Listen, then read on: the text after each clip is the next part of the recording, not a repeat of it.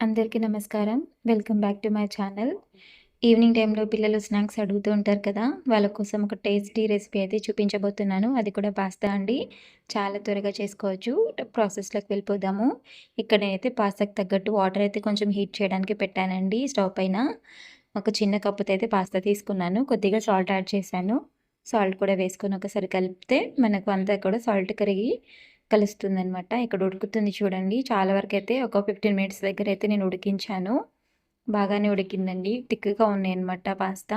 చక్కగా అయితే ఉడికిపోయినాయి. ఇప్పుడు వంచుకుందాము. ఇలా వేరొక బౌల్‌లోకి అయితే వాటర్ అంతా కూడా తీసేయాలండి. మొత్తం వాటర్ అంతా కూడా వంచేసుకోవాలి. చూడండి చక్కగా అయితే ఉడికాయి పాస్తా.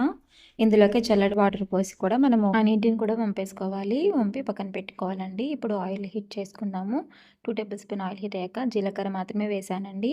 జీలకర్ర వేసి వేగిన తర్వాత వెల్లుల్లి, అలాగే పచ్చిమిర్చి ముక్కలు, అలాగే చిన్న సైజు ఆనియన్ అండి. నేను కొద్దిగానే ప్రిపేర్ చేస్తున్నాను కాబట్టి ఈ క్వాంటిటీలో వేస్తున్నాను.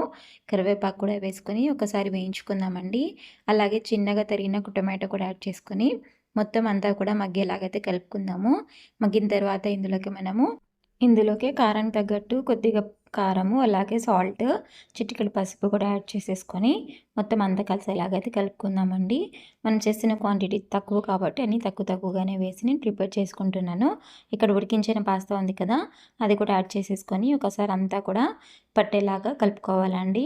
ఈ టొమాటో, ఆనియన్ ఉన్నాయి కదా, అవన్నీ కూడా కలిసేలా కలుపుకున్న తర్వాత ఇక్కడ నేను పాస్తా మసాలా తీసుకున్నానండి. మనకు బయట మార్కెట్లో దొరుకుతాయి కదా, ఈ మసాలా అయితే నేను 1/2 టీ స్పూన్ వరకు వేసాను. ఎందుకంటే తక్కువ క్వాంటిటీ కాబట్టి, తక్కువగా చేస్తున్నాను కాబట్టి కొద్దిగానే యాడ్ చేస్తున్నాను. ఎక్కువ క్వాంటిటీ చేసుకునే పార్ట్ అయితే ఆ ప్యాకెట్ మొత్తం కూడా యాడ్ చేసుకొని బాగా కలిపేసుకొని ఒక 2 మినిట్స్ ఉడికిస్తే సరిపోతుందండి.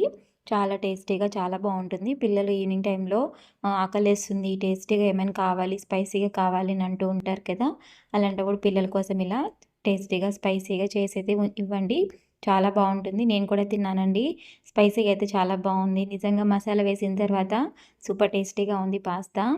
మీరు కూడా తప్పకుండా ట్రై చేయండి. మీ పిల్లలు స్కూల్ నుంచి వచ్చాక అడుగుతూ ఉంటారు కదా, వాళ్ళ కోసం అయితే ఇలా ప్రిపేర్ చేసి పెట్టండి. ఈ వీడియో మీకు ఎలా అనిపించిందో కమెంట్ సెక్షన్లో కమెంట్ చేయండి.